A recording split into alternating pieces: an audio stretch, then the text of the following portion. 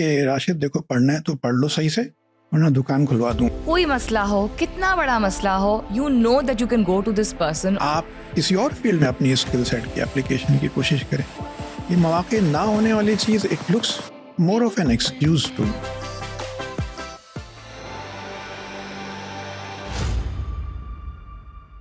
Ladies and gentlemen, my name is Salmeen Ansari and I welcome you back to another fantastic episode of Contour Cast, Podcast for Life, Season 2. We love the fact that you are loving this season even more than the last. The guest that I have with me today is a very interesting personality, like all the guests that I've had so far, but more so because of the background that he brings, the backstory that he brings, and the evolution that came forward about his personality and how honestly he puts it forward to give credit to the things that he learned and he saw in his yesteryears and what and how they have helped him be who he is today. It is my pleasure to welcome to the show and the hot seat today, Mohammad Rashid Salim. Assalamu alaikum and welcome to the hot seat. Walaikum assalam and thank you very much for having me here. You're very welcome. अच्छा राशिद, औरंगी से आपका ताल्लुक और एक ऐसी जगह जिसके बारे में आप बहुत फ़ख्र से बात करते हैं बिकॉज़ वो ज़माना और वो इलाका उस वक्त बड़ा फ़र्क था। तो वो बैक स्टोरी क्या है एंड ऑल्सो तालीम के हवाले से आपने ज़िक्र किया था जब हम अर्लियर बात कर रहे थे कि you will give credit to the education and the emphasis on education that you had in your early years to what you have become today. ज़रा बताइए। So I will begin with my parents migration from India जो 60s late 60s में migrate किया था and then Okay. they decided to move to Aurangi for whatever reason they had at अच्छा। that time. They were both Aligarh graduates. Obviously, that puts a lot of pressure on us to deliver good in सही। studies. तो basically हमारे पास यानी being an average student was not an option for us, अच्छा right? सही। I was in the middle and my elders had already set some benchmarks. अच्छा जैसे मेरे सबसे बड़े भाई हैं वो डॉक्टर हैं, सबसे बड़ी बहन है वो डॉक्टर हैं। अच्छा And then when I got to like board exams, तो obviously अच्छा खासा pressure था. I used to do good in school, like rank अच्छे होते थे. But I used to be like, after I got into secondary, I used to be like, tried to be an outgoing person as well, hanging out with friends and being a younger one, I was not able to set my boundaries correctly, right? अच्छा So what happened was that when I got into the 9th class, जो board का exam होता है उसका जी। Pressure अच्छा खासा होता है, तो I remember my father calling me in the room, my mother sitting there, and he said कि राशिद देखो पढ़ना है तो पढ़ लो सही से वरना दुकान खुलवा दूंगा। तो that was the turning point for me. So I stopped hanging out that much. I started concentrating more on my studies. I got Okay. A1 grade in 9th, 10th and first year and second year. तो जो pressure है obviously जो है उसका एक positive response जो है वो I was able to generate that. Okay so education was important for your parents क्योंकि वो खुद भी काफ़ी तालीम याफ्ता थे, एक बहुत ही वेल रिप्यूटेड इदारे से उन्होंने तालीम हासिल की थी। When you say pressure worked in favour for you, are you trying to say कि अगर वो उस ड्यू डिलिजेंस के साथ पीछे पुश ना करते रहते तो you would be another person? I think so because जो environment है वो मेरा ख्याल है वो इतनी supportive नहीं थी to be the person that I am, right? अच्छा। So for example, if I take a sample size from my friends and others, so I think very few of them have done that much. अच्छा तो वो जो pressure था, जो environment था, जो ज़्यादातर family और जो हमारी घर की environment है उससे generate हुआ था, that worked very very positively for all of us, in fact, for all of us 8 siblings. ठीक ठीक। एंड उसके बाद फिर कुछ ऐसा हुआ जिससे आपको खुद भी एहसास हुआ कि not only are you good at studies but you can also you know achieve great things. कोई बड़ी आपकी ज़बरदस्ती पोजीशन आई इंटर में एंड देन यू रियलाइज कि मैं काफ़ी कूल हूँ और मैं काफ़ी चीज़ें कर सकता हूँ। हाँ, ये भी बड़ी इंटरेस्टिंग स्टोरी है। तो जैसे उस ज़माने में ज़्यादातर बच्चों को क्रिकेट का शौक़ होता था, मुझे भी है। पता नहीं यहाँ पे जो यंगर जनरेशन को याद है कि नहीं, वो जावेद मिर्ज़ा का जो लास्ट बॉल 6 था, that generated my interest in cricket.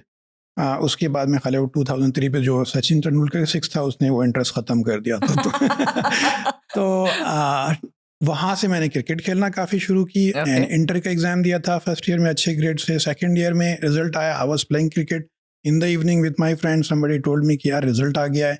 I got to a shop where newspapers were available. I purchase that newspaper. Found out कि यार A1 ग्रेड है मेरा.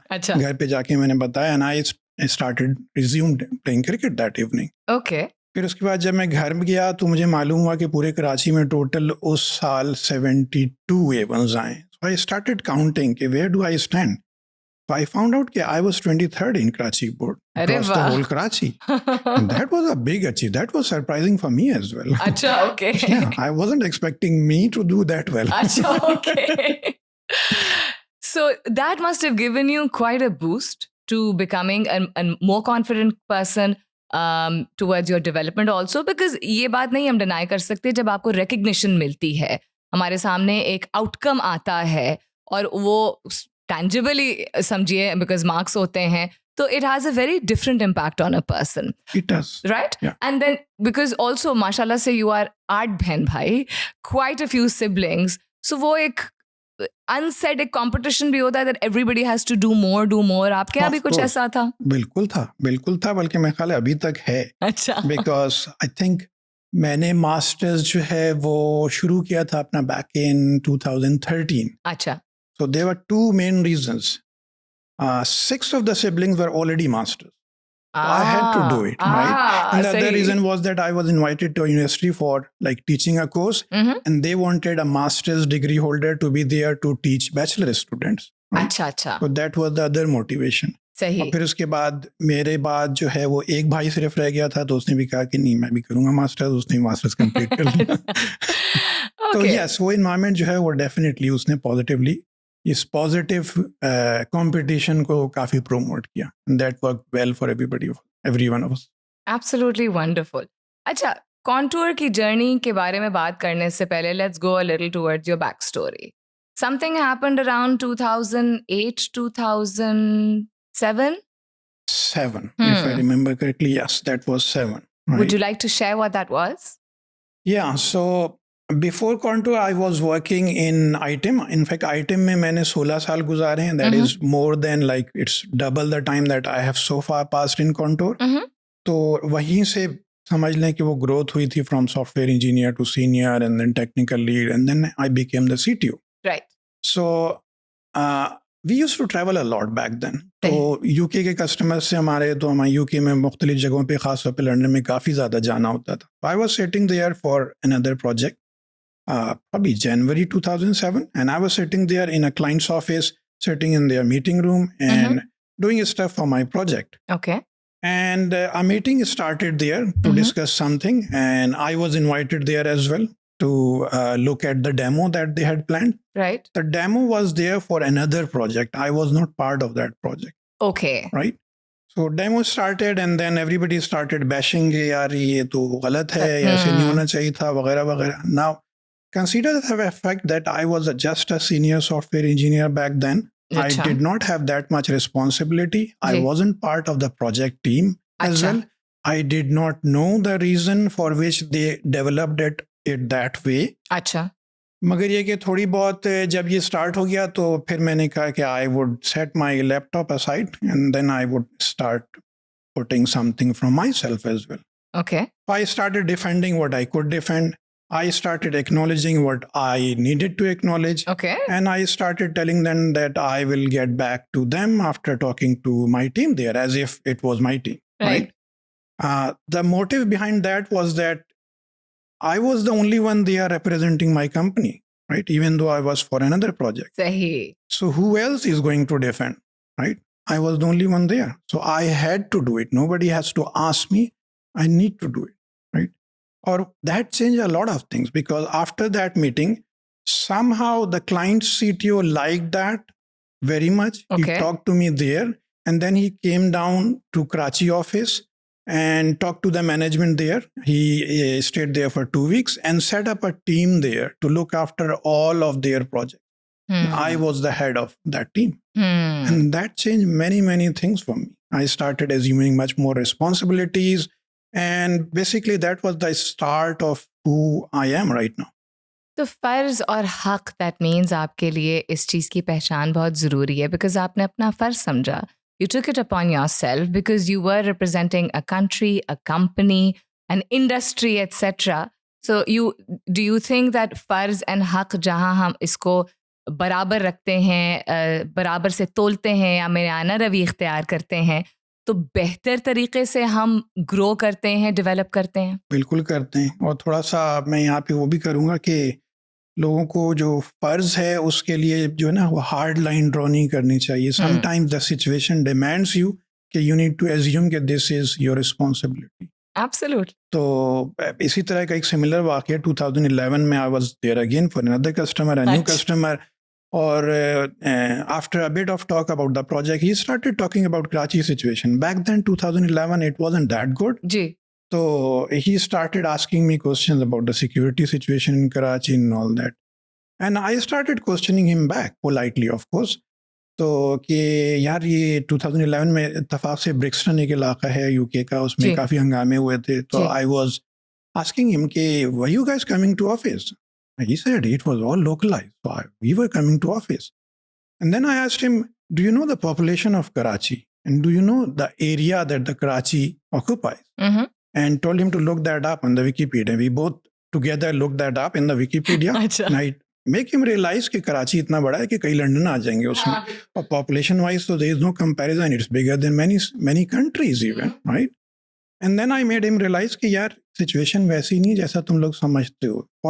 For a city that has got unofficially 35 million population, that is very small thing. बिल्कुल. Right? So yes, I did tone it down a little bit, like उसको थोड़ा सा de-escalate करने की कोशिश की मैंने, but that's my responsibility. As a countryman, I have to do it. I have to present a positive image wherever I can. And I have to defend any negative image that the other person might have about my country.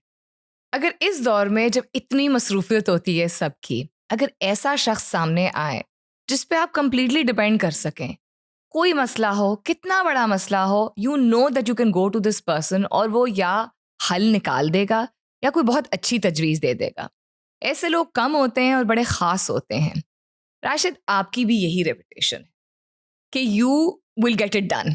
Rashid will get it done is what your colleagues say, which means they know they can count on you, they can bank on you, they will turn to you in all kinds of situations. तो सवाल का पहला हिस्सा ये है कि आप में ये क्वालिटी, ये ट्रेट कहाँ से आई, क्यों आई, कब आई, जिस तरह भी आप इसको एड्रेस करना चाहें. और दूसरा ये कि आपका स्पेसिफिकली जो नेचर ऑफ वर्क है और आपकी टीम जो काम करती है वो बहुत हाई डिमांडिंग एक्सपेक्टेशंस वाली है, and you also report to people who have very high expectations. So how do you still end up being a Rashid will get it done person with such high standards as expectations? Okay, I would like to start with my first onshore experience, which was in the GlaxoSmithKline company, pretty big company. I did 3 projects there across 7-8 months. जी. तो वो सारा onshore ही होता था. And you know कि GSK is very, very big. And we were doing a small project there. तो होता ये था कि and Rashid being a 24-25 years of age person, तो impatience मेरे अंदर थी जैसा कि उस ज़माने में होती है लोगों जी बिल्कुल. तो मीटिंग्स वहाँ पे हो रही हैं कि जी हमने ये करना है. तो I used to think why don't you do it now, right? आपको ये डिसीजन लेने के लिए 3 मीटिंग करने की क्या जरूरत है? सही. And why are you calling that person and this person? What he has to do in that meeting? खुद ही कर लें. हाँ कर लें, मगर ये कि I realized a bit later कि this is not how the big organizations work. They cannot, because जो उनका स्ट्रक्चर है वो इतना बड़ा है कि अगर वो इस तरह से abruptly फंक्शन करना शुरू कर दें तो वो कोलैप्स हो जाएंगी. अच्छा. बहुत जल्दी तो नहीं, थोड़ी अरसे में वो कोलैप्स हो जाएंगी. तो एक तो वो लर्निंग थी, यानी ये तो समझ लें कि ये सेल्फ लर्निंग हुई कि एक स्ट्रक्चर्ड और प्रोसेस ओरिएंटेड इन्वायरमेंट के अंदर. दूसरी जो लर्निंग्स हैं वो ये कि मैनेजिंग और running big teams. I was fortunate कि मुझे बहुत अर्ली एक्सपीरियंस मिला और मल्टीपल टाइम्स मिला. राइट. तो 2003 आई थिंक, जब हमारे पास एक टीम थी 25 people, if I am remember correctly, तो and I had 4 years of experience back then. Total 25 और उसमें सबसे ज़्यादा सीनियर मैं खुद था. अच्छा, ठीक है. ओके. तो उसमें फिर आपको बहुत सारे एस्पेक्ट्स देखने की ज़रूरत होती है. इवन लोगों की पर्सनल प्रॉब्लम्स तक भी कभी कभी आपको जाना पड़ता है. तो वो समझ लें कि उसने पेशेंस को डेवलप करने में बहुत कंट्रीब्यूट किया. I did another ERP project that was done in 2008 after that turn around that I talk to you about. तो उसकी टीम तो एनॉर्मस थी, 35 पीपल. वो ग्रेजुअली बड़ी थी. पहले हम लोग सिर्फ 3 लोग थे जिन्होंने एक प्रूफ ऑफ कॉन्सेप्ट देना था. वो प्रूफ ऑफ कॉन्सेप्ट वो हिट हुआ तो फिर आहिस्ता आहिस्ता हमने दूसरी टीमों को उसमें मर्ज किया और स्टार्टेड ग्रो करके वो 35 लोगों पे पहुंच गई. तो एक तो ये एस्पेक्ट है. दूसरा एक एस्पेक्ट जो बड़ा इम्पोर्टेंट है वो ये है कि later on, I don't think I was able to do that in 2003 because I did not have that much experience back then. जी. मगर 2008-9 onwards मेरा जो primary focus होता था वो ये था कि be able to identify people who could lead in absence of me. अच्छा. यानी delegation. अच्छा. तो उसके लिए सबसे बेस्ट तरीका जो मुझे लगता था वो ये कि आप छोटे छोटे टास्क ग्रुप्स की सूरत में लोगों को असाइन करना शुरू कर दें. बिल्कुल. एंड ट्राई टू आइडेंटिफाई कि who is doing best, who is able to provide guidance to others, right? And that's how I developed confidence in a few people. I started developing teams whom I could trust for delegation and other stuff. और obviously इससे भी आपका confidence में बहुत इजाफा हो. ये तो बहुत ही आपने बेहतरीन बात की क्योंकि इंडिस्पेंसिबल किसी को होना नहीं चाहिए. And then it's not humanly possible कि एक ही शख्स हर वक्त हर चीज़ का सोल्यूशन पुट फॉरवर्ड कर रहा हो. तो बहुत सारे लोग मुस्तफ़ीद हुए. आपने लोगों को भी इनकरेज किया. खुद भी आप में एक आया होगा अच्छा I can be a good mentor and a good team leader and a good boss also etcetera. इस कराची का जो माहौल है जिससे आपने जिक्र भी किया कि आपने लोगों को समझाया, इतनी population and the atmosphere which is beautiful also and very volatile also and consistently ऐसा ही रहा है despite being the financial hub.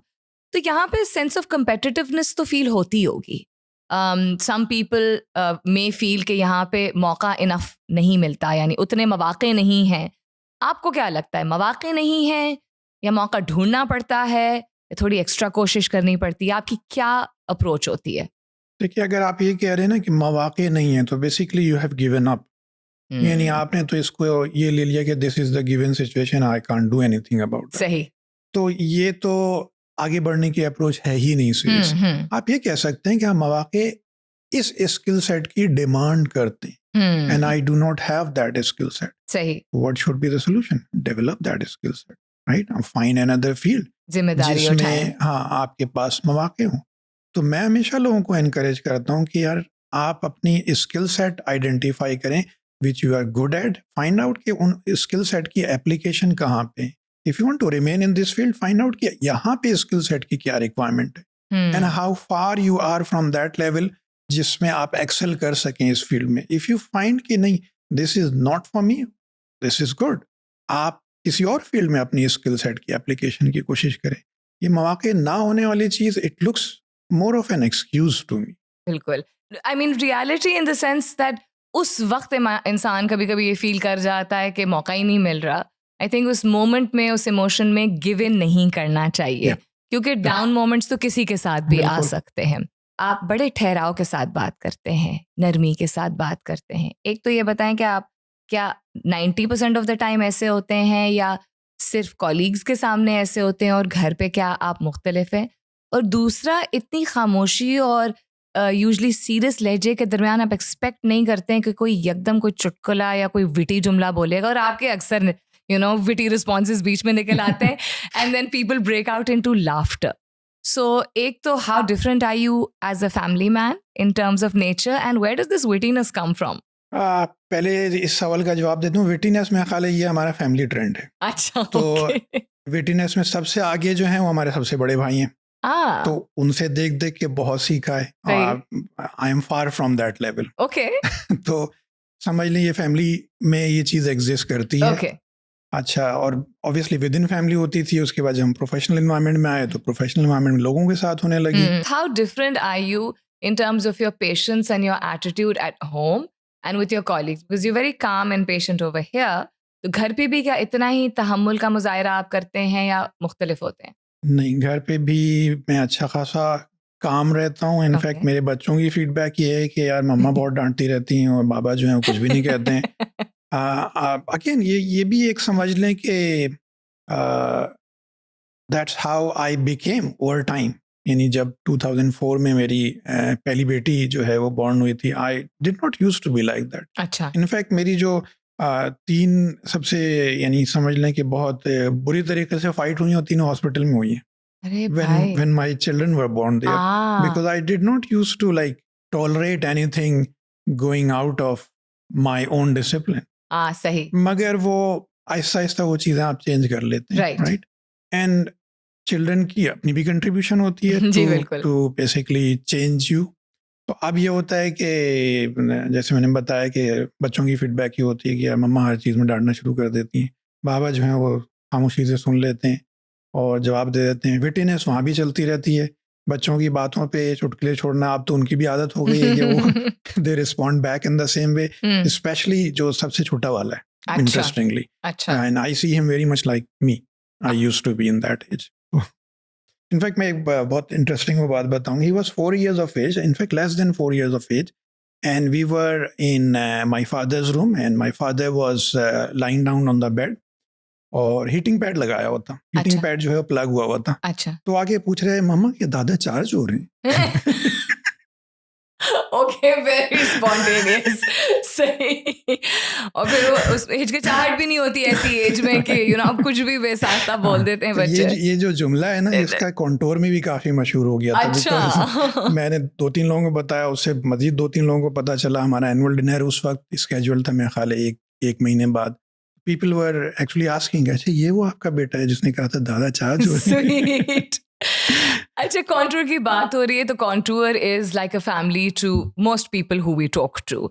Contour की रेपुटेशन यही है कि they take you in and they hone you to the best of your potential. यानी आपकी जितनी सलाहियतें हैं उसको फैसिलिटेट करते हैं ताकि आप उभर के सामने आ सकें। लेकिन आप अपने अल्फाज में बताइए कि कॉन्टूर की जर्नी आपकी कैसी रही है? कॉन्टूर की जर्नी के लिए एक वर्ड तो मुझे जो समझ में आता है वो ये कि काफ़ी स्मूथ रही है। Okay. I wasn't really expecting that, given कि I had 16 years of experience in a company. तो आप अच्छा खासा बैगेज लेकर के आते हैं, बिल्कुल। राइट? तो उस बैगेज से जो जान छुड़ाना है वो कभी कभार डिफिकल्ट हो जाता है। बिल्कुल। आई थिंक कि इसमें जो मैनेजमेंट है उनका पेशेंस लेवल भी बहुत इम्पोर्टेंट है। बैक देन आई थिंक चौथे महीने की बात है, I remember conversation where Bilal Javeria and Kashif Ijaz who used to be here. Kashif Right. Ijaz जो हैं अब वहाँ पर ऑन शोर कनाडा के ऑफिस में है। जी। He was there and Bilal was trying to explain me something and I ji. wasn't really understanding. अच्छा। I sensed कि he was getting like frustrated. And then later on मैंने उनको कहा कि यार अच्छा आप मेरी समझ में आ रही है बात, and apologies कि मैंने आपको frustrate कर दिया। मगर he was pretty cool at that time even. Right? तो ये चीज़ जो है नहीं ट्रांजिशन में ये काफ़ी हेल्प करते हैं, स्मूथ ट्रांजिशन होती है। दूसरी चीज़ ये कि एक बज़ वर्ड है या क्या कह लें, फ्रेंडली इन्वायरमेंट का हम बड़ा यूज़ करते हैं कि फ्रेंडली इन्वायरमेंट है। What is a friendly environment? यहाँ पे जो चीज़ है वो मुझे लगता है कि यहाँ ओपननेस है काफ़ी ज़्यादा हर चीज़ अच्छा। के बारे में। I could talk to anybody about anything, any issues, right? For example my direct line manager is Aqeel. I could talk to him about anything, any time, अच्छा। राइट? सही। He would be available to talk to me about any other issues that he might be facing and wanted to consult with me. And that's how I define openness. Be open to each other. Talk about issues that aren't really relevant for the project, but Something the company, else. something else. Maybe even personal at times. Rashid, they say life changes completely or almost completely when you have children. और ये भी कहा जाता है कि बेटियां fathers की होती हैं, उनकी एक डिफरेंट किस्म की रिलेशनशिप होती है बहुत सारे घरों में। So you also mentioned briefly that you changed as a person when you had daughters. आपने ये भी जिक्र किया कि आप काफी supportive हैं of the different things that your daughters like to do.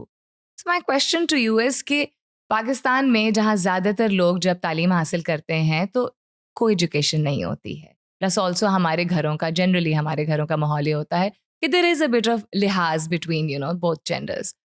So was it when you worked with female colleagues कि आपको एक कॉन्फिडेंस हुआ कि अच्छा my daughters are growing up, they can also do different things, या vice versa कि बेटियां हुई और उन्होंने इंटरेस्टिंग चीज़ें करना शुरू की तो आपको एक और भी ज़्यादा यू नो एक न्यू रिस्पेक्ट और एक नई जिसे कहते हैं वैल्यू मिली अपनी फीमेल कॉलीग्स के काम में? It has largely been a combination of both. अच्छा. मगर मेरा ख्याल है कि अगर ज़्यादा कंट्रीब्यूशन की बात करें तो Right. वो मेरी डॉटर्स की कंट्रीब्यूशन डेफिनेटली ज़्यादा है अच्छा. ओके. इस चीज़ को चेंज करने में. Okay. And yes you mention कि it changes a lot of things. Yes it does.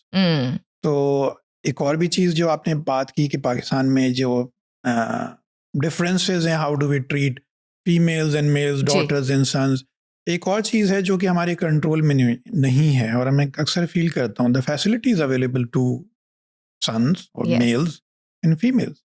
तो जैसे मेरी बेटी को साइकिलिंग का बड़ा शौक है, but I do not find a track जहाँ मैं उसको साइकिलिंग सिखाऊं, या पार्क में जाके कुछ करने का शौक है. And we used to play cricket, I used to play cricket with my sons every weekend. तो मुझे ये भी फील होता है कि यार इनके पास वो फैसिलिटीज़ नहीं हैं जिस तरह की उन्हें चाहिए, जिस तरह से वो डिमांड कर रही हैं. तो आई इन्हीं समझ लें कि उसको मैं कॉम्पनसेट करने के अटेम्प्ट करता हूँ. How good I am, but ये मुझे नहीं पता, मगर कोशिश ज़रूर होती है कि और अक्सर जो है वो मेरी वाइफ भी कहती है कि आप जो है बेटियों को ज़्यादा फेवर करते हैं. मेरे फादर भी, मेरे ख्याल है, बेटियों को ज़्यादा फेवर करते थे. That was acceptable back then for us as well. अच्छा. और अभी भी मैं, अगर कोई मुझे कहे कि आप ज़्यादा फेवर करते हैं, आई वुड से कि yes, and I think I have to. सही. I like the fact, the way that you said कि I have to, because you are acknowledging the fact that it is true कि there's so many things जो ख़वातीन कर सकती हैं, करना चाहती हैं, उनको एक थोड़ी सी एक्स्ट्रा सपोर्ट और एक्स्ट्रा इंकरेजमेंट की ज़रूरत होती है. तो वही वाली बात ना, शाना बशाना चलने में, शाना बशाना चलने के लिए ज़रूरी होता है कि दोनों एक दूसरे को सपोर्ट करें. The man that you are today, I will assume that you will give a lot of credit to your parents and your siblings also. But who else would you like to give credit to in your personal and professional life to making you such a fantastic human being? Thank you for calling me a fantastic human being. जो next person है, obviously वो my wife. Okay. Definitely. Okay.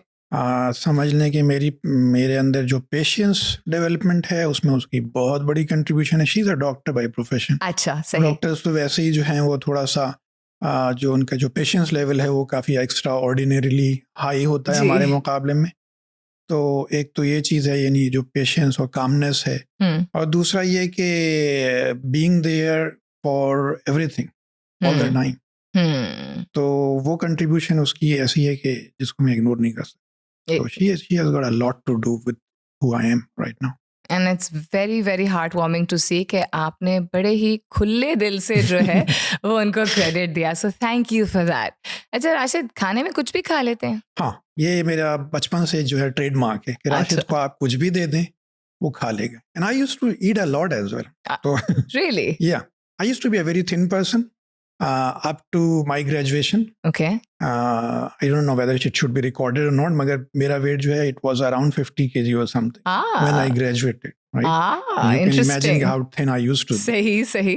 मगर 2 या 3 बिरयानी की प्लेटें खत्म करना it was not a big deal. अरे भाई वाह.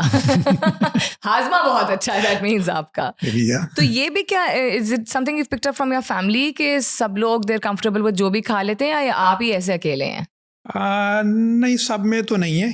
एक इंटरेस्टिंग जोक जो है वो मेरी जो सबसे बड़ी बहन आपा जिनको हम कहते हैं, वो अक्सर कहती थी, मैं कभी कभार घर में कहता था कि मेरी भूख कम हो गई है, तो वो कहती थी इतना खाओगे तो भूख तो कम हो जाएगी तुम्हारी. तो सबकी आदत नहीं थी ये. हाँ, मेरे अंदर थी definitely. Then I got into this profession जहाँ पे शुरू में तो हमारा ये थे कि आपका BMI लेवल जो है ना आपके सीनियरिटी लेवल के साथ साथ चल रहा होता. तो Then I had to change myself. यानी I started gaining weight. फिर रेगुलर एक्सरसाइज को जो है वो अपनी रूटीन में शामिल करना सही, वो ज़रूरी समझा. फिर अपना जो लेवल है फूड इनटेक उसको मॉडरेट लेवल पे लाना पड़ा. तो इट चेंज्ड ओवर टाइम. मगर स्टिल अगर दोस्तों के साथ आउटिंग होगी तो फॉर एग्जांपल अगर कहीं निहारी जाके खानी है तो सबसे ज़्यादा मैं ही खाऊंगा. माशाल्लाह, अल्हम्दुलिल्लाह. हज़म हो आपको. अच्छा, इज इट ट्रू कि 86 में मोहब्बत हुई जावेद मियांदाद के छक्के की वजह से क्रिकेट से, और फिर 2003 में सचिन के छक्के की वजह से मोहब्बत खत्म हो गई? क्या ऐसी कहानी है कोई? खत्म तो नहीं हुई because I still watch cricket Okay. And I still play cricket with my sons. अब यही लेवल रह गया है. तो मगर ये कि उसमें काफ़ी यूँ समझ लें उसमें उस इंटरेस्ट लेवल में काफ़ी फ़र्क आ गया था अच्छा. आफ्टर 2003. इट वाज यानी यूँ समझ लें बहुत मायूस कुन आउटिंग थी पाकिस्तान की. We were expecting a lot more in 2003. In fact 99 की टीम सबसे अच्छी थी हमारी टीम. उसमें फाइनल तक पहुंच पाए मगर फिर उसके बाद they crashed in the final very badly against Australia. We were expecting them to do a lot more in 2003 मगर दैट डिड नॉट हैपन. तो उसके बाद यूँ समझ लें कि 3-4 साल 5 साल क्रिकेट जो है वो मैंने नहीं देखी. इवन 2007 का जो T20 फाइनल था जी. I got to know about that later कि there was a T20 tournament जिसमें पाकिस्तान फाइनल में पहुंचा और इंडिया से हार गया. तो इतना इंटरेस्ट लेवल जो है वो ख़त्म हो गया था. So, but I picked up again और थोड़ा सा ट्रेंड भी चेंज हो गया. T20 cricket is more popular than test cricket and one day cricket. बिल्कुल. तो but I am picking it up again. So पुराने वक्त से लेके अभी करंट दौर तक, क्योंकि अब there's a whole new wave of youngsters who are really doing very well also. बेशक आपने कम देखना कम कर दिया है, लेकिन कुछ ना कुछ कान में बात पड़ी जाती है, गुजरते गुजरते इंसान देख ही लेता है. तो पिछले आप let's take the last 30-40 years or maybe even 50 years of cricket. 3 favorite players, they don't have to all be Pakistani or they can be all Pakistani, but 3 pasandida across the eras. First one would be Wasim Akram. अच्छा, okay. Definitely. I mean there is no other question. I mean जो variety वो produce करते थे, I have never seen anybody else doing that. Okay. Second would be I don't know, like this is थोड़ा सा debate है मगर I used to like Javed Miandad a lot because of his batting skills, but more because of his like जो एक जिसको हम mindset कहते हैं ना कि स्ट्रीट क्रिकेट का जो माइंडसेट था मियांदाद के पास, वो अब नजर नहीं आता. Street smart he was really a street smart guy. Okay. तो अब इस जनरेशन में वो चीज आपको बहुत कम देखने को मिलती है. Okay. And the third one would be probably all time favourite, यानी बहुत सारे लोगों का फेवरेट है, सचिन तेंदुलकर. मतलब he is a class player. कोई मुकाबिल नहीं बहुत दूर दूर तक जो कहते हैं आप कहते हैं. तो he is a person like. आप कह तो रहे हैं कि कम हो गया है, लेकिन जितनी फ्लो के साथ आपने करेक्ट ईयर्स एंड कौन से टूर्नामेंट्स की बात बताई है, आई थिंक वो अभी भी वो जो फ्लेम है that is still very much alive and I hope that's very much alive. आपके यहाँ तो चैंपियनशिप भी बड़े स्केल की होती है एट कॉन्टूर, जिसमें बहुत सारी गेम्स खेली जाती हैं, क्रिकेट भी खेला जाता है etcetera. So I don't know अगर आप उसमें खेलते हैं कि नहीं खेलते हैं. नहीं, मैं खेलता तो नहीं. इनफैक्ट मैंने पहली दफ़ा जो है वो ग्राउंड में जाके मैच देखा and then I watched some people playing there and I thought कि I could play as well. Okay, so next time we hope to see you there. Rashid, it has been such a pleasure talking to you. बहुत मजा आया. I hope you also enjoyed the conversation. Yeah, I did. It was like very good. Thank you for being with us today and I wish you the best of luck. Thank you very much. Ladies and gentlemen, that's it for today. Till we bring back another episode, this is me, Salmeen Ansari, signing off and saying thank you and Allah Hafiz.